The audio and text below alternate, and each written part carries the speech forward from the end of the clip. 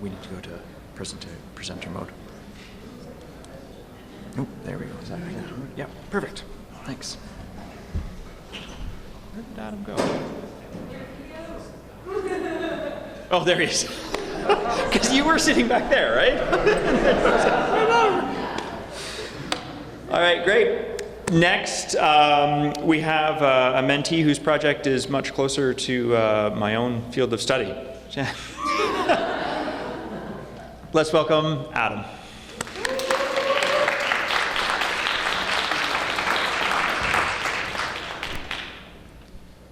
All right. Oops. Sweet. Well, hello everybody. Welcome to my presentation. I will be talking about using non-optimized oxyhydrogen systems to lower the greenhouse gas emissions caused by personal vehicles. Now, I'm pretty sure everybody in this room is aware that climate change is a thing that exists and is quite problematic. In this graph here, we see the average global temperatures from the year 1880 to 2020. You can see that they're steadily trending upwards.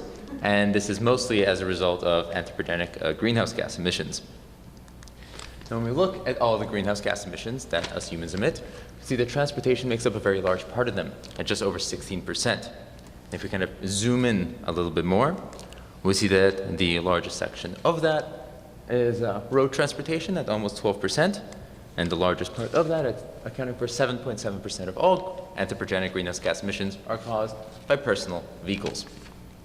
So most of the, to put an actual number to the pie chart, it's about 562.1 million tons of carbon dioxide emitted in just the year 2020 by personal road vehicles, which, if you prefer more of a visual representation, is the weight of about 702,625,000 Mark I Volkswagen Beetles. So that's a lot of carbon dioxide. Most of the vehicles that are currently out on the roads use either an internal combustion engine, as we kind of see over there, an electric motor, or a combination of the two.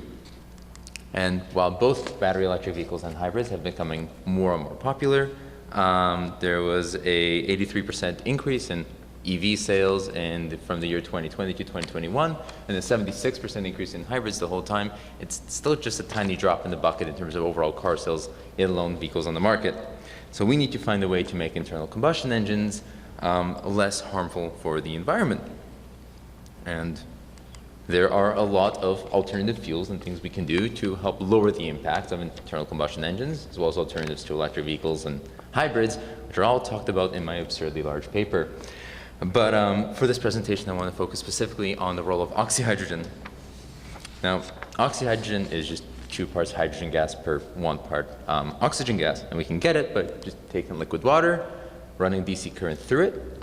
This causes the water to undergo a decomposition reaction, which releases 2 parts hydrogen gas per 1 part oxygen gas during a process known as electrolysis. And the reason we actually want this oxygen and hydrogen gas is because hydrogen is combustible, and oxygen is required for combustion, so we can use it with our internal combustion engines.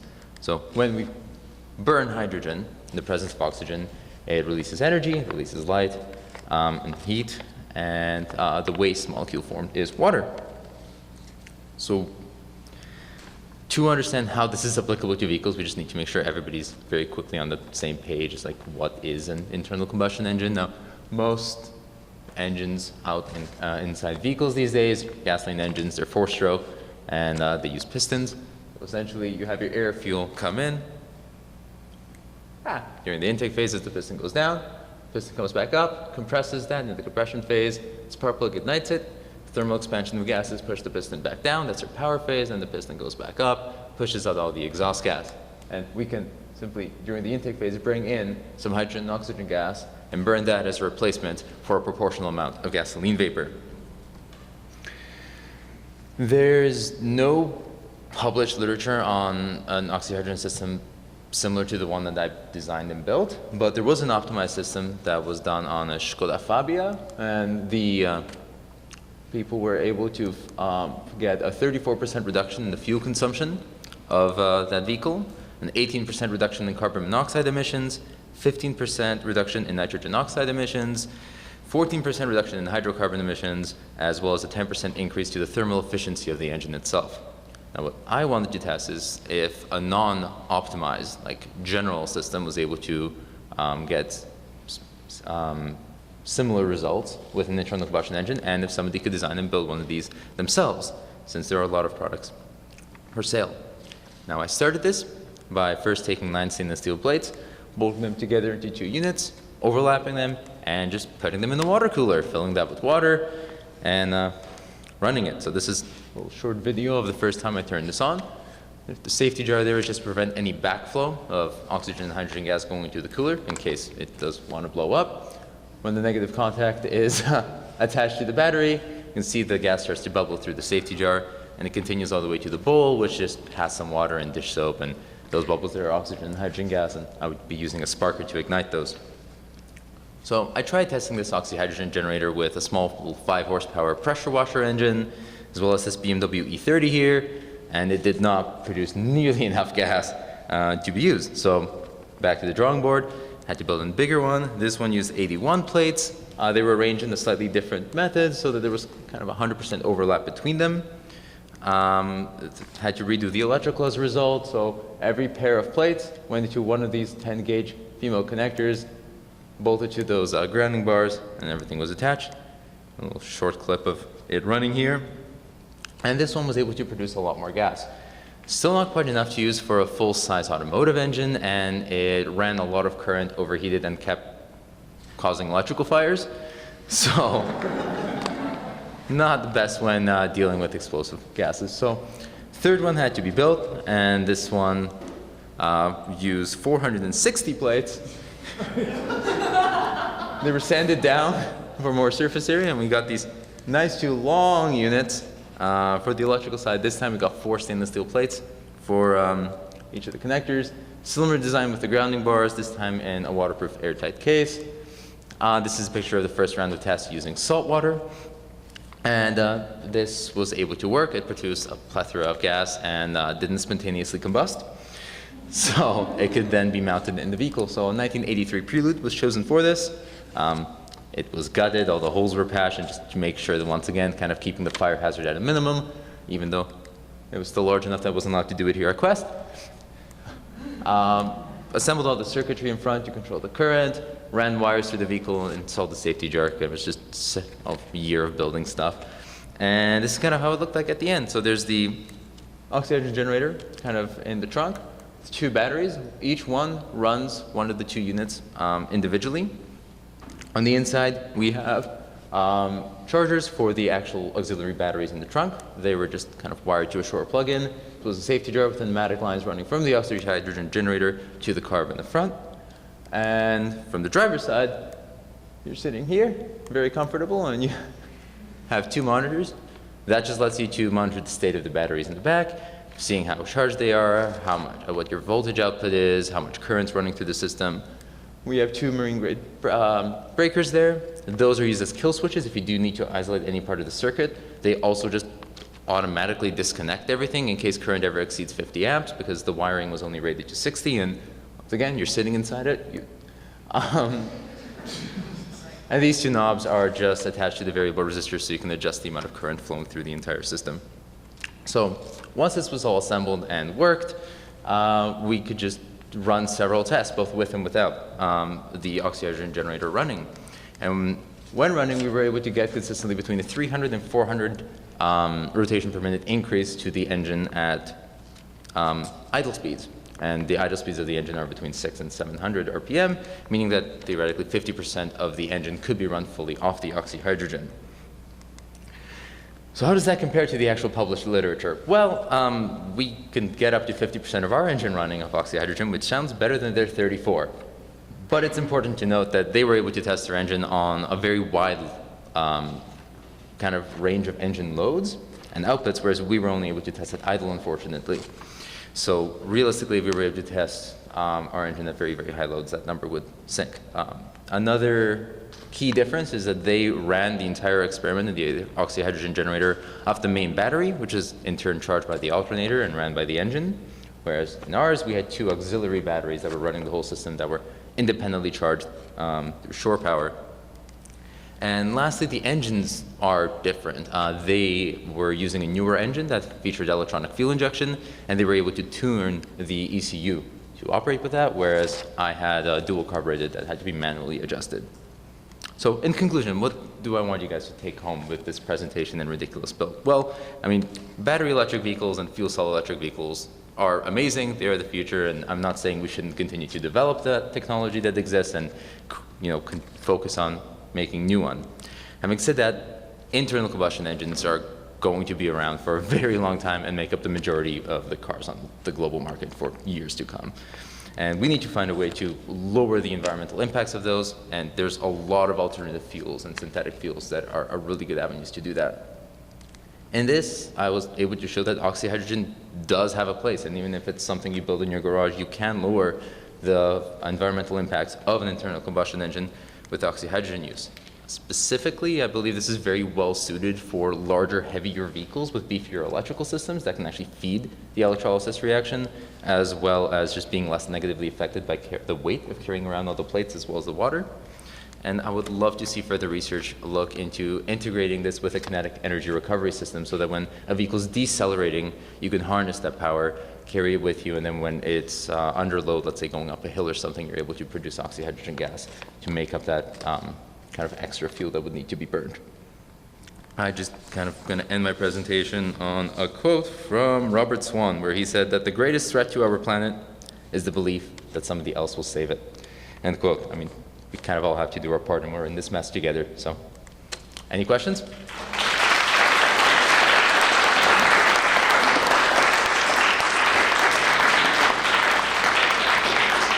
No questions. I can run. Thanks very much, Adam. No worries. Yeah, questions? All right, go Nate. You're welcome. But when I was listening to your presentation, I couldn't help but go back to grade 8, law of conservation of energy. My understanding is that you're charging batteries to perform this electrolysis that produces oxygen and hydrogen, and you combust it to produce energy.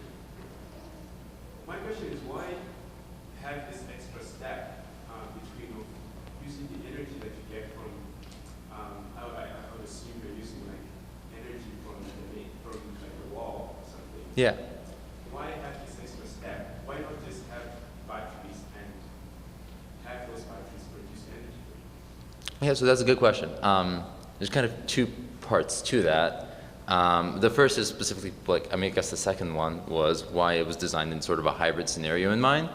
And the reason for that was just that, I mean, the vehicle itself was saved salvage.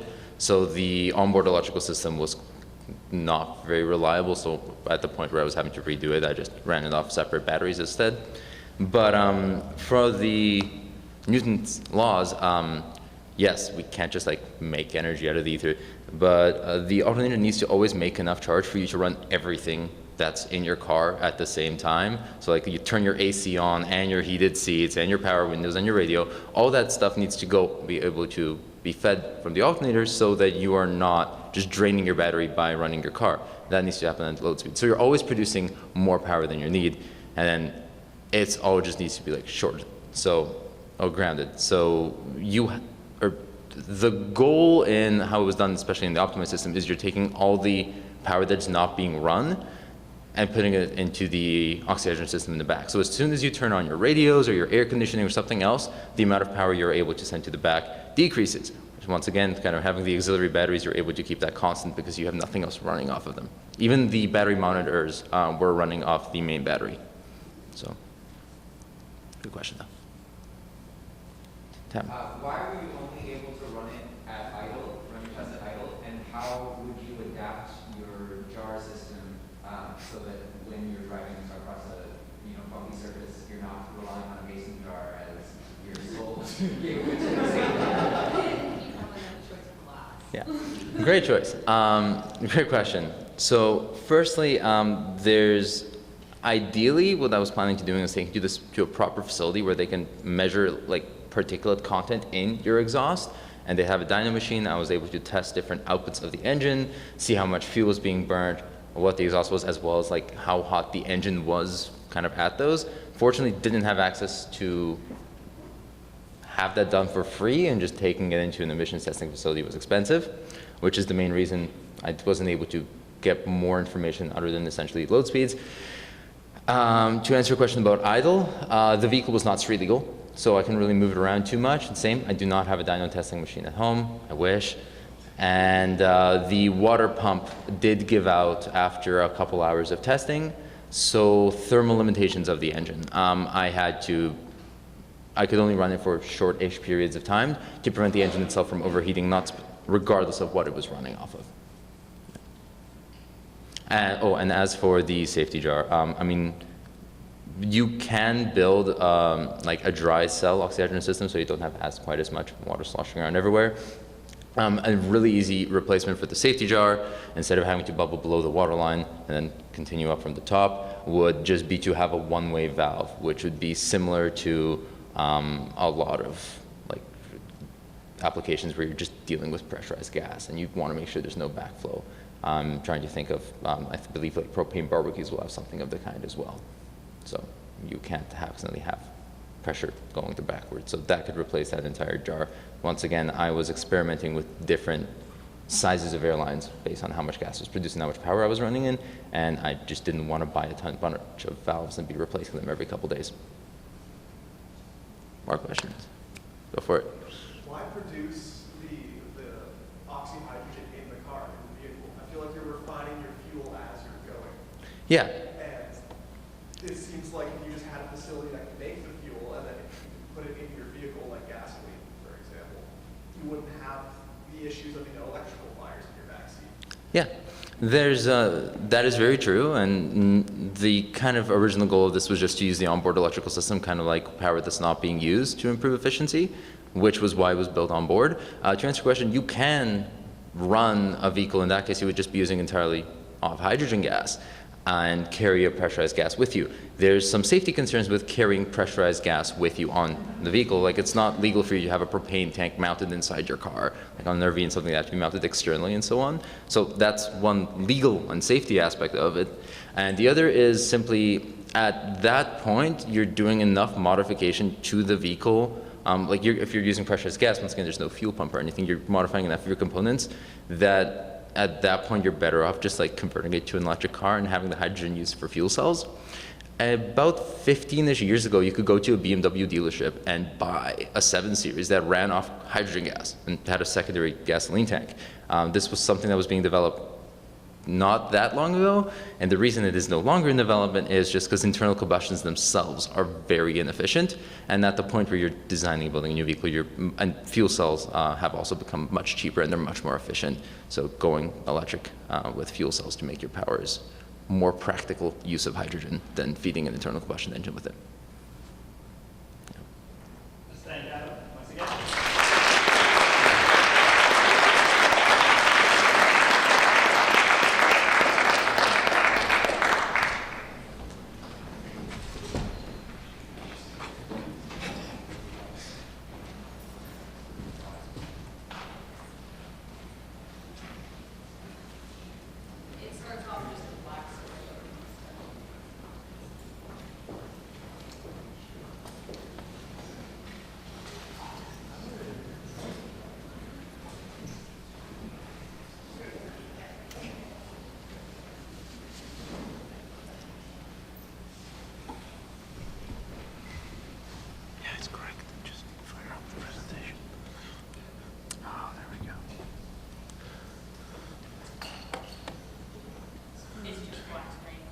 Fantastic.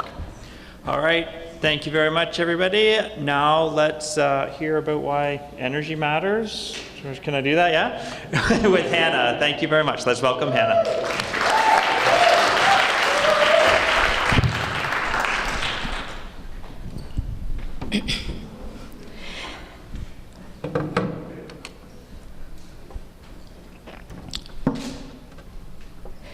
In a world dominated by non-renewable energy, where fossil fuels are emitting toxic fumes into the atmosphere, natural disasters have taken over, Hurricanes and tsunamis wipe out coastal shorelines, while volcanic eruptions and catastrophic earthquakes, wild tornadoes wreak havoc on the land.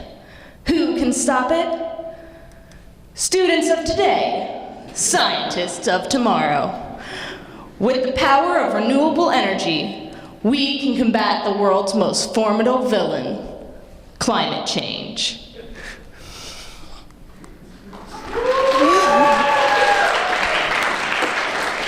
Any questions? Hi, I'm Hannah. I made a comic book communicating the fundamentals of energy. So first, let's get into it. Let's get into why I did this. So why does energy matter? Energy is a necessary part of our lives.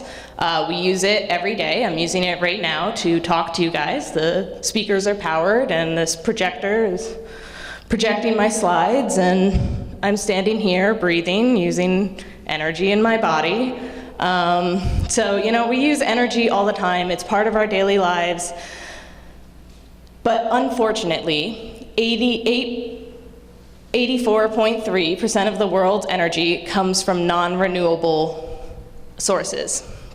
And these non-renewable sources, such as like fossil fuels, the burning of fossil fuels and gas, are emitting carbon dioxide into our atmosphere, making it thinner, and you guys know the rest, I'm sure. It is said that this generation of students is the first generation to feel the effects of climate change in their life, and the last generation that can do something about it. And so it's important that we teach about energy and that we get students to understand what energy is and the fundamentals of energy so that they can tackle problems in our world.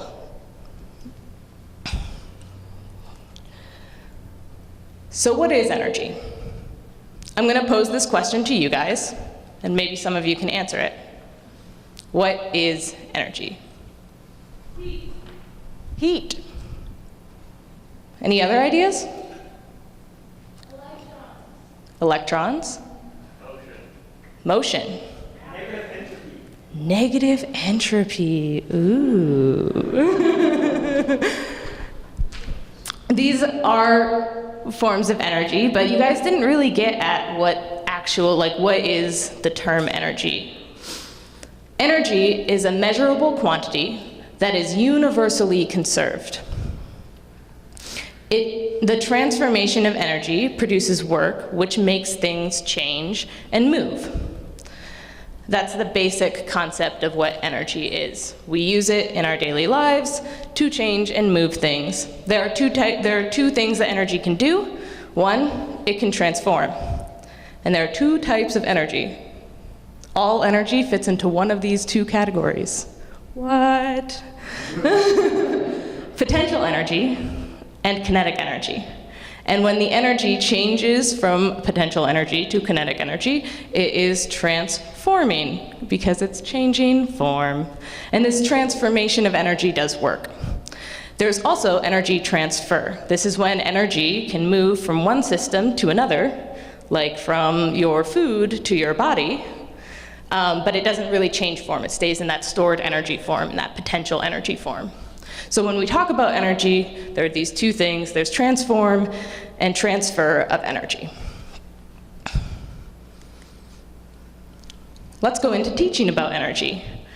We teach about energy when students get to upper high school, right? In your 11th grade, 12th grade physics classes is when you first start hearing the terms like potential and kinetic energy. This is an issue because high schoolers lack intrinsic motivation.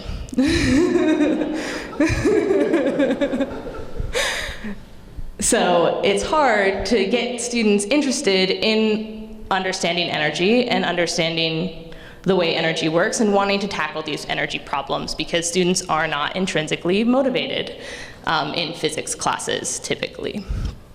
There's also a problem of language.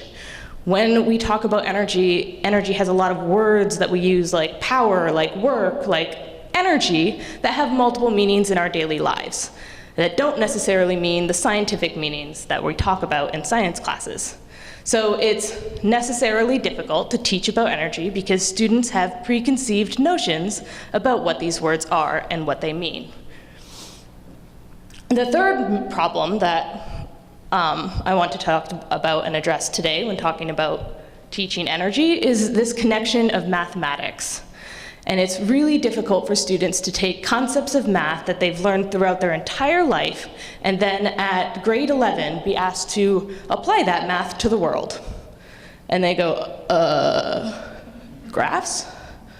What? And it's confusing and it's challenging for students to connect these mathematical concepts.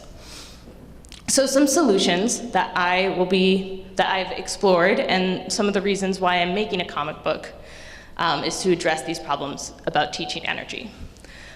We need to engage students, and we need to engage them at a younger age.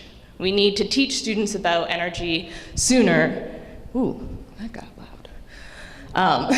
Sooner, so that they can learn and they can want to explore these issues and want to discover new sources of renewable energy.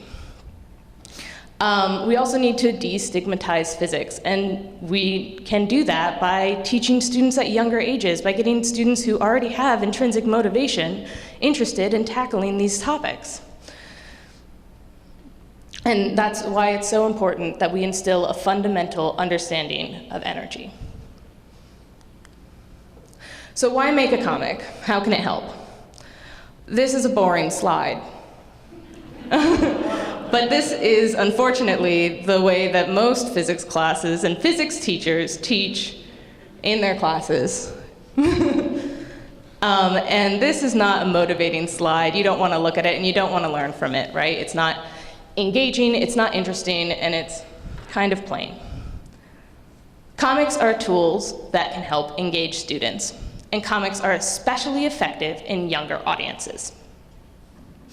Putting this information, pairing information with visuals also helps it retain more memory, helps you as a student retain more memory about the things that you're learning when you have visuals and can remember things visually. It also caters to a diverse group of students and adds to including more diverse students and more diverse learning styles. So me as a dyslexic person, I learn visually, and it really helps when I have pictures to go along with the things that are said. And reading big, long textbooks is not the way that I learn. So I wanted to make a book that catered to my learning style, to inspire students who are more like me to want to go into learning about energy. With that, I'm going to hand out my comic book. I've got a few copies, but not a lot. And I would like all of them back because they're going, they're going to the high school and my family. But if you want to look, they're being passed around and shared. Thank you for listening to me.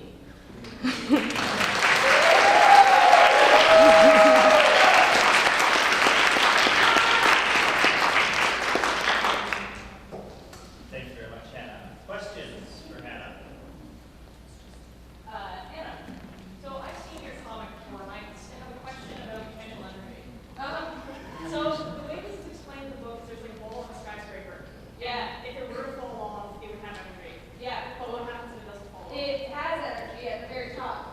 So that when it's the highest, it has the most energy. The ball has energy, or the system, the ball or the system has energy in the entire time. It has some potential energy. Even though it's just sitting still on the skyscraper. Especially when it's sitting still at the top of the skyscraper. That's when it has the most amount of energy relative to the Earth. Right? So if we say that the floor, or the Earth, or bottom of the floor, bottom of the skyscraper, we're going to call that height 0.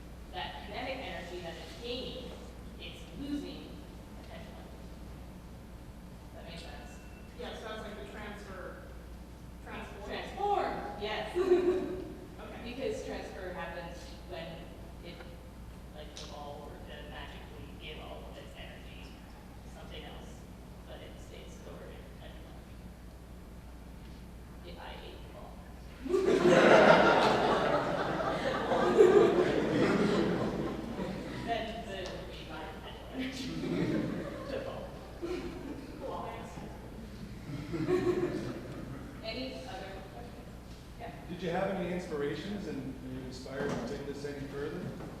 I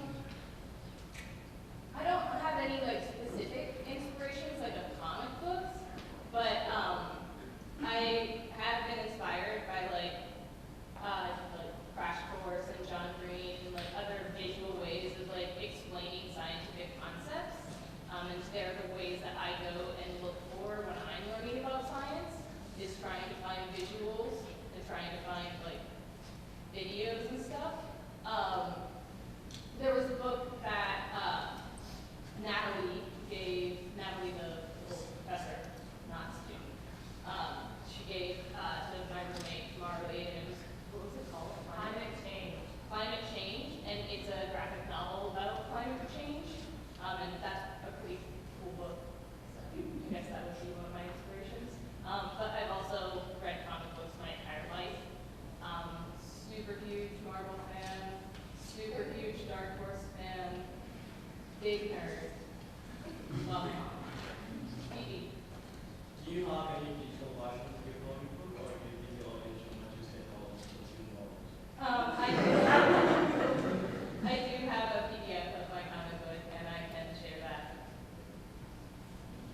Yeah. Yeah, you. I was wondering if you involved kids in the making, like while you were making this, if you consulted or talked to kids, or if you shared this sentence with kids, and I was wondering what your reaction was, if you had shared it. Yes, I shared it with the local high school kids, a little older, the audience, but I volunteer at the local high school, grade 11 physics class, and I've shown these kids, and they think that it's cool. I'm a camp counselor, and I worked as a nanny all of last year for a 5- and 7-year-old. So I have lots of experience working with kids, which is also part of the reason why I was drawn to make this comic book for kids. All right. Let's thank Hannah.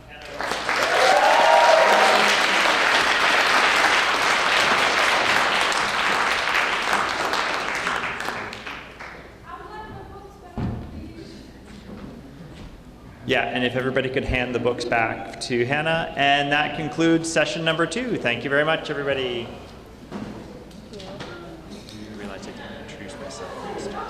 Andrew, you always have to mess up.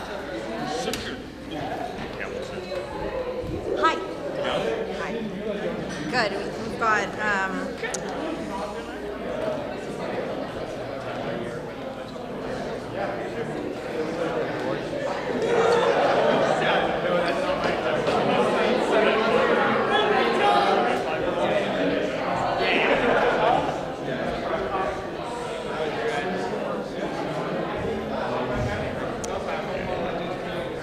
John, all you need to do quick is land acknowledgement.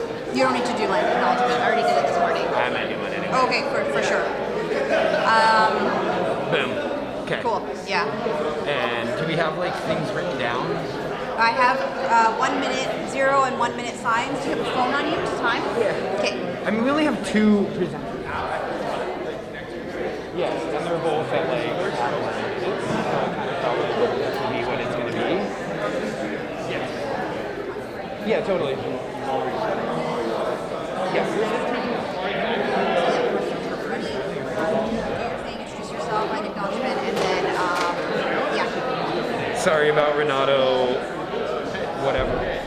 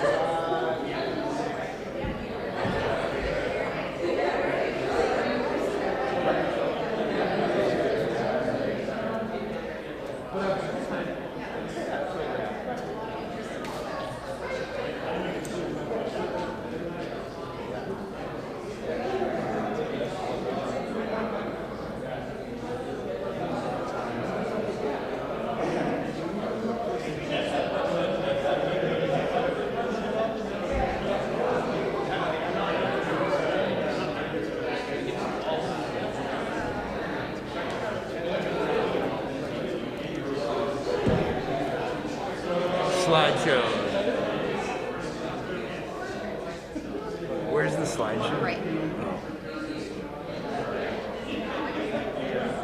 You can tell how often.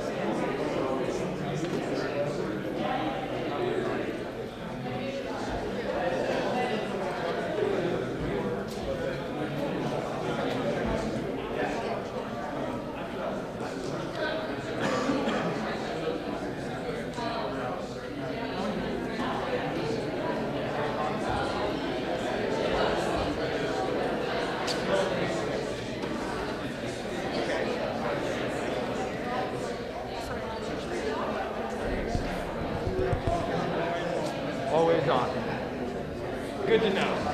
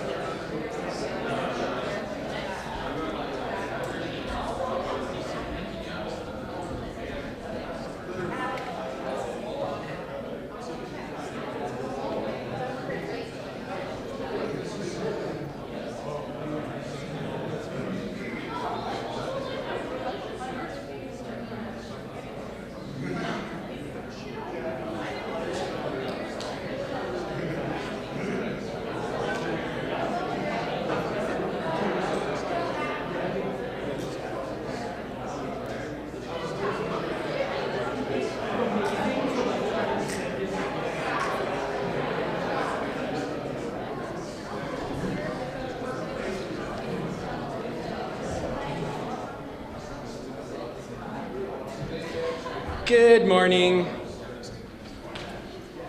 Hi. Welcome to the third Keystone Symposium session. My name is John Reed-Breshko, and I'm a faculty tutor in the social sciences here at Quest. We have two students presenting in this session, and it's really my pleasure to be able to introduce both of them.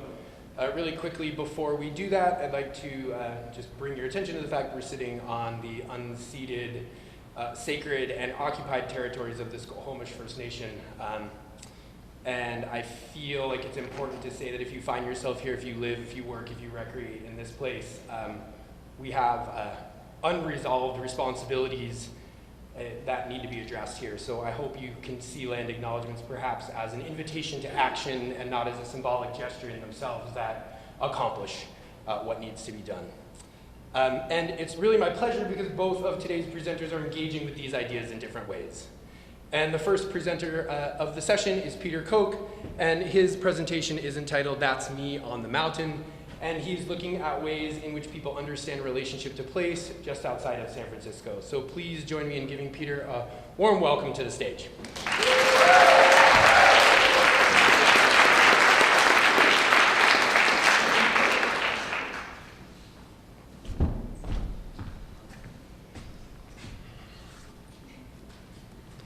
All right, hello, thank you for being here. My name is Peter, and presenting my Keystone entitled "That's Me on the Mountain, Investigations of People's Relationships with Mount Tamalpais." I'd like to begin this presentation by acknowledging my positionality as a settler in so-called North America. I grew up and conducted most of this research on the Ohlone Ramaytush in Coast Miwok land in what is now known as the Bay Area of California. I'm also grateful for spending the last couple years on the unceded ancestral land of the Squamish Nation. I'm very grateful to call both these places my home. So I'd like to invite each of you to close your eyes and think of a place where you feel connected with nature.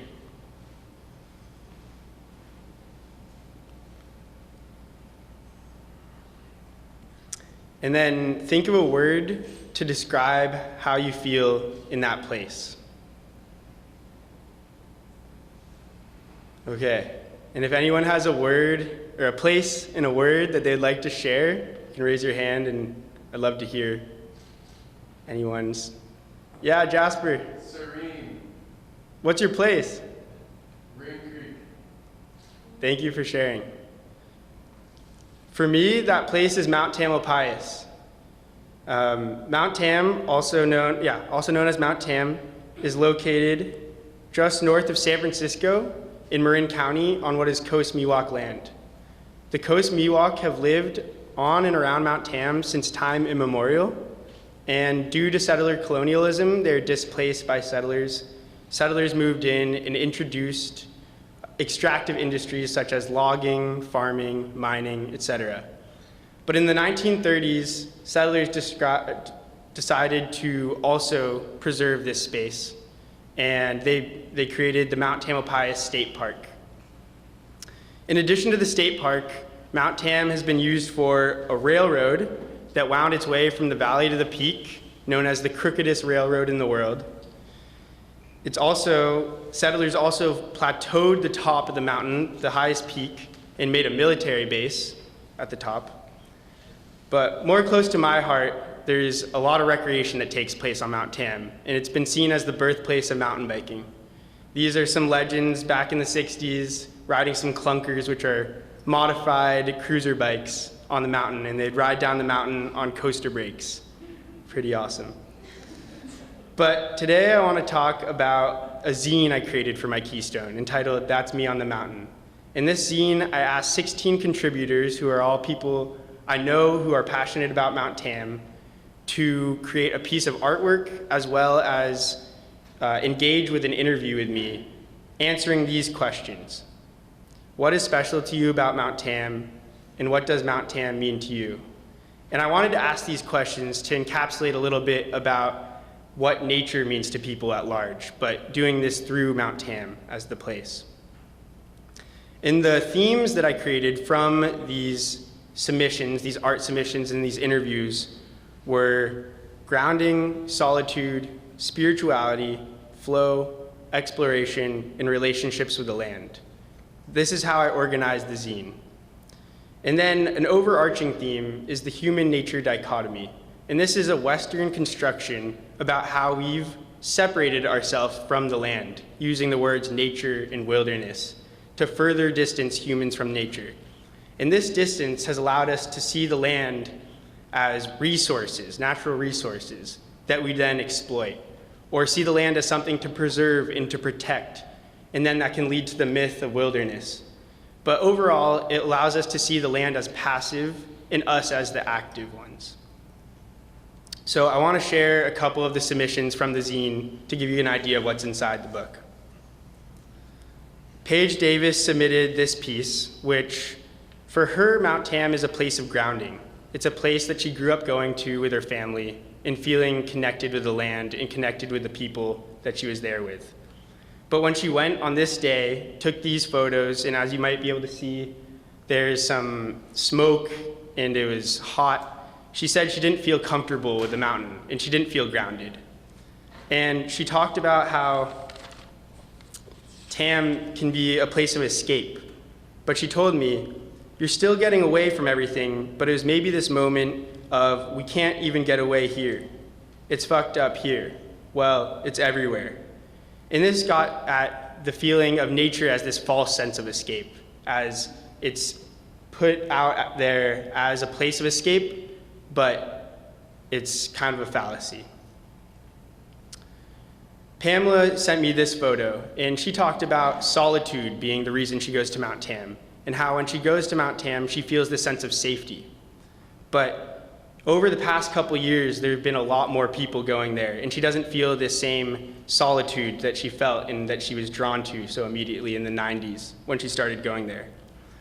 Pamela said, I feel like there's so many people out there, you know, you see them on the weekend, you see them out, you see them going, and it just feels super packed. And I analyzed this in the zine through the lens of localism, which is prevalent in all outdoor recreation. But I talk about how she employs this them versus us rhetoric, how she's been going there a long time, and these other people are newer to that place, and it kind of separates her from the other people through localism.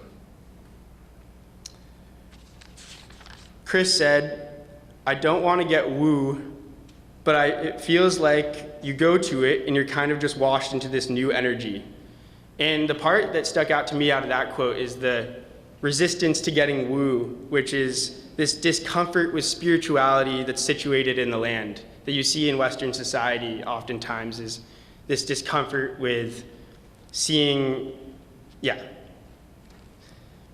So then Kyle said, I feel like the euphoric feeling of riding bikes in the woods with your friends, going fast and hitting trails. That's probably one of the main reasons that draws me back there. And for Kyle, he goes back because of mountain bike trails like this that run from the ridges to the ocean, and he loves the flow state of being on Mount Tam, and that's what his focus is. My dad, Chip, who's here today and actually showed me Mount Tamalpais to begin with, talked about how he got to know Mount Tam through maps and how he learns places through maps. He said, the first thing I do is I try to get a sense of where I am on a map. I always want to know where I am on the map. And so maps are how he learns places. But I've also learned through some of these papers I've read that there are critiques against maps as this objective idea of a place, in that they present information in this way that's seen as a fact. It said that critiques against maps as a Western colonial tool that gives us the power to name, define, locate, and situate. Maps do not typically hold memory of what the land was before, therefore perpetuating indigenous erasure. And then there's the theme of relationships with the land. And this theme kind of changes the scope and heads towards defeating the human-nature dichotomy and brings us closer to being a part of the land. Brendan said, there's this idea of observing nature, but not really touching it, and seeing its beauty, and not physically interacting with it. He said there's modern ideas of conservation, such as leave no trace or preserve it in its natural state.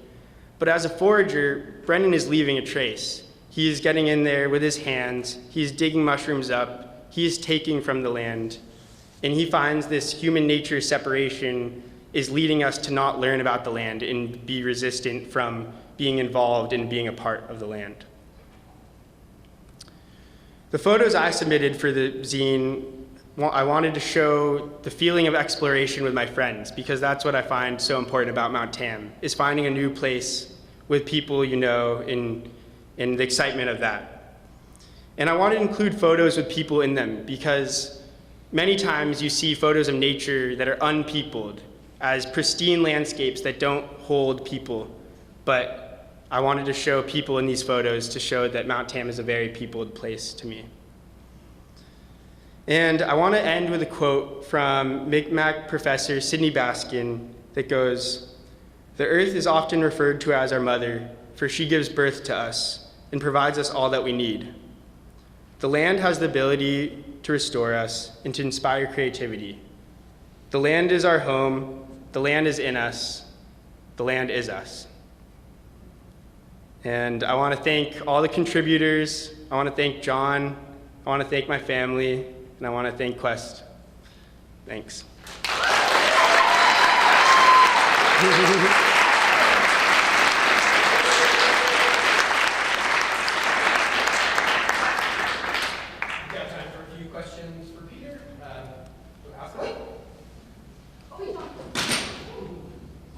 Yeah. I'm curious if you found anything about your own relationship with this mountain that surprised you through this process. Yeah, thanks for asking that.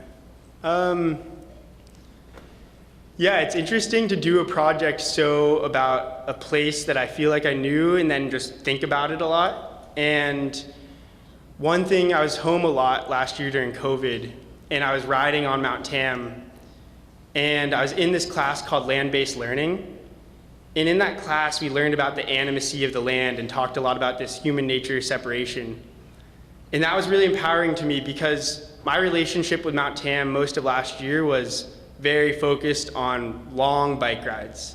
And it was I kind of got invested in like the longer the bike ride, the better.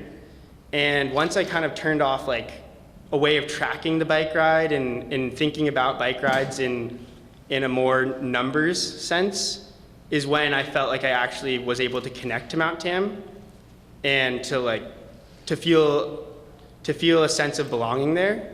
But before that, it was just a place for recreation. And I think through doing the project, I've just been more thoughtful about my time there. Yeah. Yep. Yes. So one of the things that struck me after you talked about the invention of the nature and humanity division of this thing.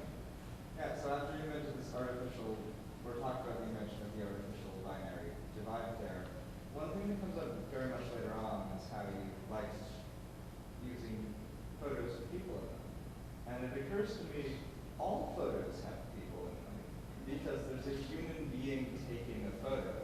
Generally speaking, rocks, trees, and animals do not photograph themselves. But that struck me because it occurs that this very act of taking photographs of a so-called serene, uninhabited nature, when you are by necessity an inhabitant of it, to be a photographer of it, is somewhat symbolic of that. So I'm asking, are there any other instances that came up where you saw people thinking in ways that allowed them to remove themselves from a world they are very, very clearly participating in, and the lands they are clearly occupying, living in, and moving within, even to be able to make that movement away?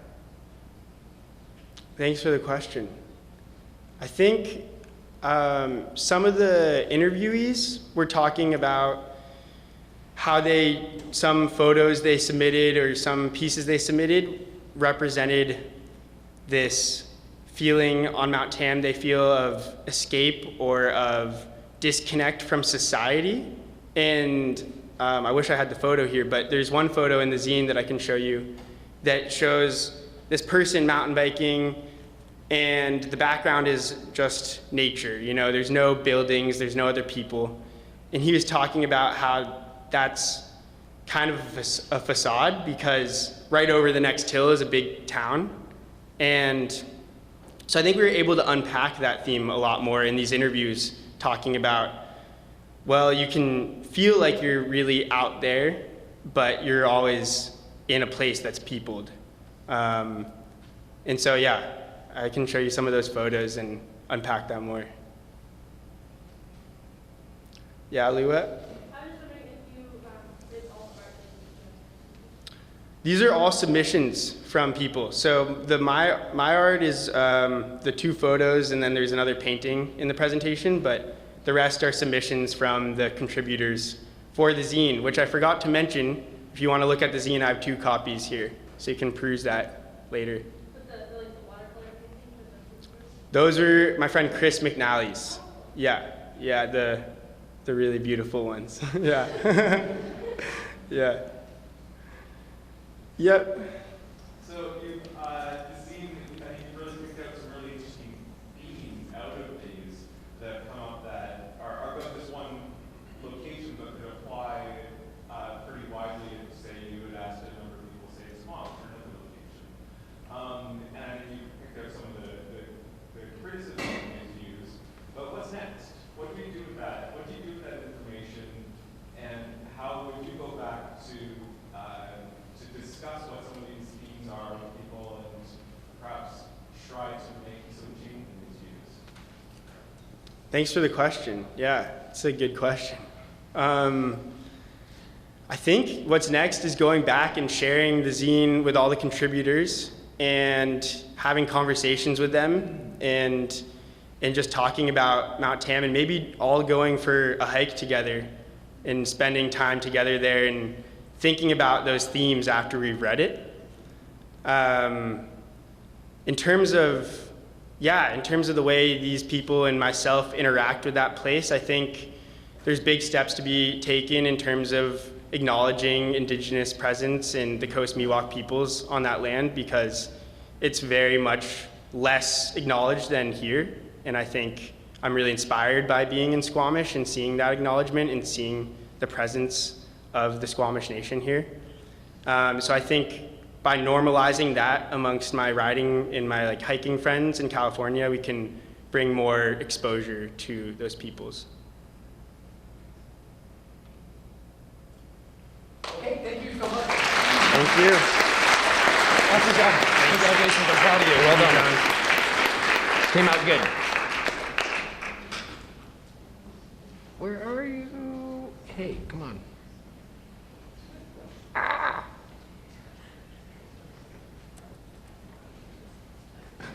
Help! Where the fuck is the cursor?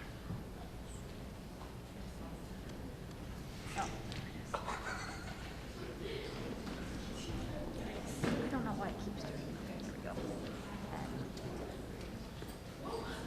Nope. Nope, help.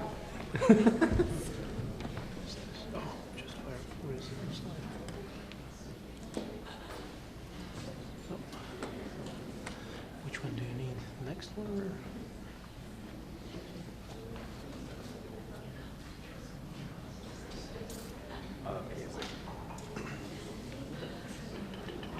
Yeah. This one? Yeah, thank you so much. That's it. Perfect. Wonderful. Thanks for bearing with us through some technical challenges. Although it's in a very different vein, I think equally importantly engaging with ideas of indigeneity in place and landscape and relationship, we have our next presenter, Mia McBride, who will be talking about a meta-analysis of Canadian geoparks and Indigenous engagement literature. Please welcome Mia to the stage.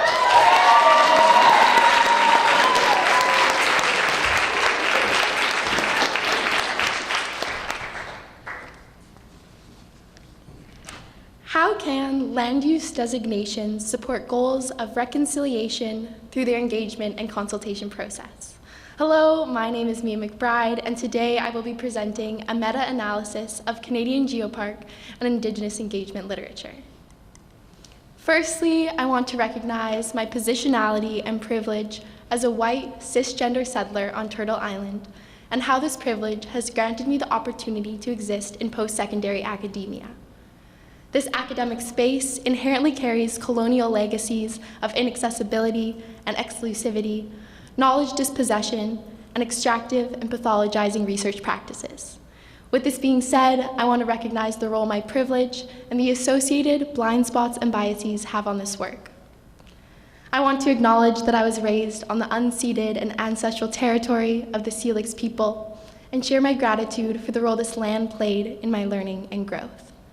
This Keystone was written and researched on the unceded and ancestral territory of the Squamish, Musqueam, and Tsleil-Waututh nations. I am grateful for the role that this land played in my learning and growth. Throughout this presentation, I'm going to overview practices of resilience and reconciliation in past and present, the UNESCO Global Geopark Framework, and the way that Indigenous consultation has appeared in literature related to geoparks. Before going into this history, I want to recognize that Indigenous communities have occupied Turtle Island for time immemorial. There's been a long history of resistance that is alive and well today, despite the efforts of many colonial systems.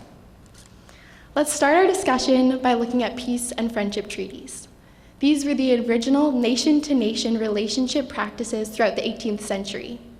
They took place on the east coast of Canada between Britain and local Indigenous communities. The intention of these treaties was to form amiable relationships that value respect, mutual assistance, and coexistence.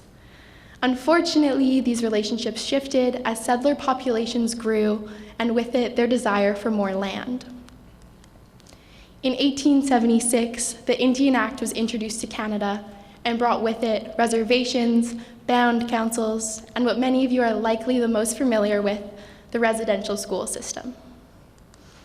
Over 150,000 children were taken from their families to attend residential school, where 1 in 50 children passed away. These schools were an intentional form of cultural genocide that did not close until 1996, which is just over 25 years ago. In response to this, the Royal Commission on Aboriginal Peoples was formed in 1991 with the intention of improving Indigenous welfare and livelihoods. This was seen as a precursor to the Truth and Reconciliation Commission of Canada. This was formed based on mandates from the Indian Residential School Settlement Agreement to acknowledge and respond to the violence and abuses inflicted on 7 generations of Indigenous children from the Indian residential schools. In 2015, the TRC brought forward 94 calls to action to advance this process of reconciliation in Canada. Simultaneously with these legislative changes, we have seen an increase in court precedent, beginning with the 1973 Calder versus British Columbia court case. This has led to 50 years of powerful colonial court precedent upholding Indigenous rights and titles. This has continued with the Jelgamuk versus British Columbia court case in 1997, the Chilcotin versus British Columbia court case in 2014, and the Nuchatlat versus British Columbia court case that's happening here today. Now that we've taken a brief look at Canada, let's take a step back and look at the international implications of this. In 2007, the United Nations Declaration on the Rights of Indigenous People was formed. The intention of this declaration was to revitalize Indigenous languages, practice, and cultures, promote Indigenous self-determination and governance, and value free, prior, and informed consent. This led to the inclusion of Bill 41 in 2019 in British Columbia to ensure that BC laws are up to date with these practices of the United Nations Declaration. Now let's take a brief look at the intersection between Indigenous communities and protected and conserved areas. In 2010, the Aichi Biodiversity Conference came forward with 20 biodiversity goals. Canada, in accordance with Biodiversity Target 1, has promised to protect 17% of terrestrial areas and 10% of marine environments. In order to meet these goals, the Canadian government has seemed to focus on large, seemingly unpopulated areas under the jurisdiction of Indigenous communities. This has led to the growth of IPCAs, which are Indigenous, Protected, and Conserved Areas. The intention of this conservation designation is to have an Indigenous-led project that focuses on integrating traditional ecological knowledge with Western knowledge. There are 4 main things that these protected areas value: green economic growth, education, the revitalization of Indigenous identities, and the prioritization of Indigenous governance. Now let's take a look at the land use designation that this project is based upon, UNESCO Geoparks. UNESCO Geoparks were formed in the year 2000 and are intended to protect areas of international geological significance. These are co-managed through 3 principles of protection, sustainable development, and education, along with rural socioeconomic development, supporting communities, local communities, as well as promoting sustainable tourism. In 2010, the first UNESCO Geopark was brought forward to Canada, which is Stonehammer, you can see on the far right. There's currently 5 global geoparks in Canada, marked in green, and 7 aspiring geoparks in Canada, marked in blue. This is Tumbler Ridge Geopark in northeastern British Columbia, Cliffs of Fundy Geopark in Nova Scotia, and the aspiring Fire and Ice Geopark here. So before I move forward to some of the literary findings, I just want to acknowledge that this project is part of a bigger project that myself and Dr. John Reed Horesco are working on, where we're interviewing executive directors and board members from geoparks all over Canada, 5 of the existing geoparks and 1 aspiring geopark. The intention of these interviews is to engage with past and present Indigenous consultation to understand the successes and challenges that have taken place and to create a set of recommendations for aspiring geoparks moving forward to improve their process of Indigenous consultation. In order to understand what's happening in these interviews, it's important that we are grounded in the literature, so I'm going to share 4 of the themes that we found from the literature review. The first theme responds to the academic gap in community-based studies in geoparks, focusing on the cultural context that shapes an area and arguing that geoparks are non-neutral spaces. The intention here is recognizing that spaces cannot and do not exist without community. Acknowledging the active role of community in geoparks means having community-led geoconservation and prioritizing community ways of knowing. Valuing these ways of knowing can look like investing in local governance, respecting Indigenous rights to subsistence practices, and including Indigenous ways of knowing within geopark proposals. The second theme focuses on engagement with community members at all levels of managing a geopark, in the formation, planning, and decision-making. This requires starting the consultation process early and having an ongoing involvement. The process of engagement can involve seeking local experts, prioritizing community needs, and diversifying community capacity. The foundation of this multi-level management is going about it in an open, accountable, and equitable way. The third theme is going about community engagement through the promotion of socioeconomic development opportunities. Many scholars discuss the importance of generating new job opportunities and economic activity, enhancing community capacity, providing services, and improving community welfare. This is an example of this socioeconomic development taking place on the east coast of Canada in Discovery Geoparks through the GeoFoods label. This focus is providing opportunities for local partners to sell their products through geoparks. This kombucha is made in small batches using local harvesting and helps encourage equitable livelihoods and community capacity. Decolonial literature advocates for equitable opportunity in economic development as a means to achieve goals of self-governance, self-sufficiency, and collaborative decision-making. The last theme is focusing on integrating different ways of knowing into the geopark network. This may occur by relearning Indigenous histories, respecting communities' visions of sustainable development, and creating an ethical space of engagement. An excellent example of this is the Araripe Basin Geopark in Brazil that's focusing on integrating scientific texts and orally transmitted stories. Recognizing these folk narratives helps present different values, experiences of land, and relationships to power. These dual narratives can accommodate multiple meanings and constructions of land, rather than imposing a single outsider vision. I am so excited to have had the opportunity to share with you all the foundation of this project and the research that is helping us respond to the questions: how have Canadian geoparks engaged with Indigenous communities, and how can we learn from their successes and challenges? Lastly, I want to extend my gratitude to the authors whose work this Keystone is based upon, to John for believing in me and this project, and to the Quest community more broadly for challenging my thinking, for sharing your stories and insights so openly, and for reminding me why I love to learn. Thank you.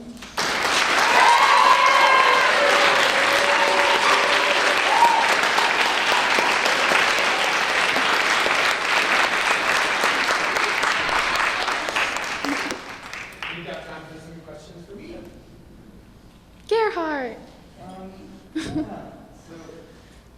one of the things I know that has come up to me as an ongoing issue in relationships between Indigenous communities and Canada, but also nation states at large, is the continual need for Indigenous sovereignty to be attained only as granted by a government, which is to say that Indigenous people need to make appeals in court and appeals for different kinds of classifications and need to have their sovereignty recognized only at the behest of a dominant colonial power. And there's this with both national and international relations, of course. So my question then with relation to the Geopark system is whether it still falls in this relation whereby the sovereignty of Indigenous people is ultimately determined by the charity of non-Indigenous people, or whether it has the potential to constitute some kind of disruption to the hierarchical relationship with legitimization. Okay, so are you asking if there's similar patterns of the colonial state deciding Indigenous rights to determination within the geopark structure? Yes. Okay, so the idea behind geoparks is that there is a requirement within the formation of a geopark to have Indigenous engagement within the formation, planning, and all decision-making matters within the geopark. Of course, right now this is aspirational, so we do see some similar trends, unfortunately, but I wouldn't say to the lengths, because there isn't the same legal and legislative practices associated with this, because the geopark doesn't have any legal teeth. Yes, in terms of like, just the way relationships are formed, but no in terms of actually upholding rights to self-governance and self-determination. Does that make sense? Yes, very much so, thank you. Yeah. Yeah. I'm curious if you could talk more about different ways of knowing and what that means for you and what that means for you specifically, you know, being in an academic context right now where we are here.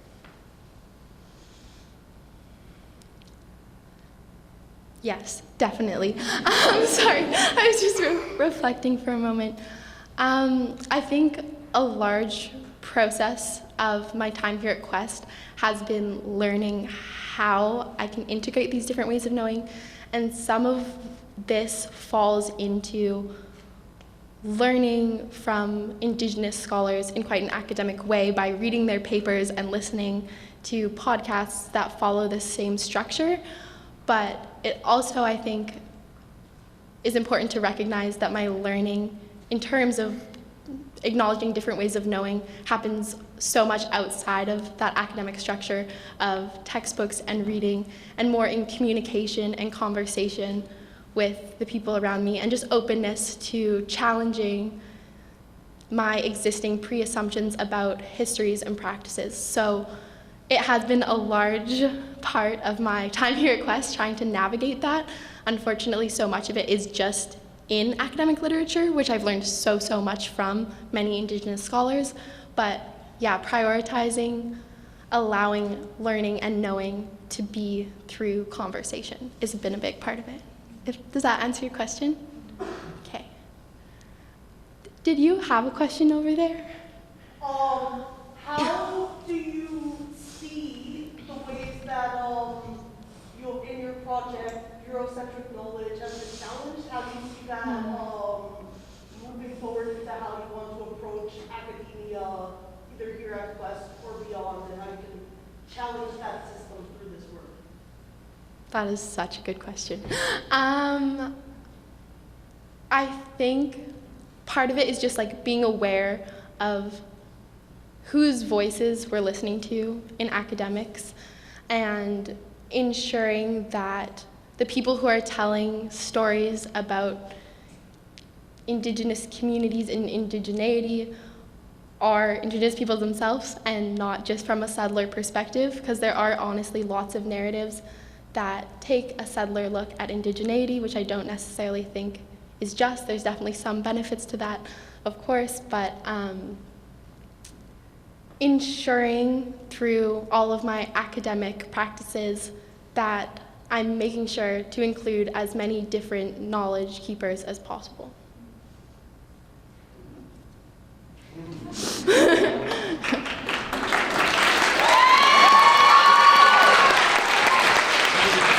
Yeah. Congratulations, that was great. You did awesome. Amazing. Thanks so much for joining the third session of the Keystone Symposium. We have a nice break for lunch, and we hope to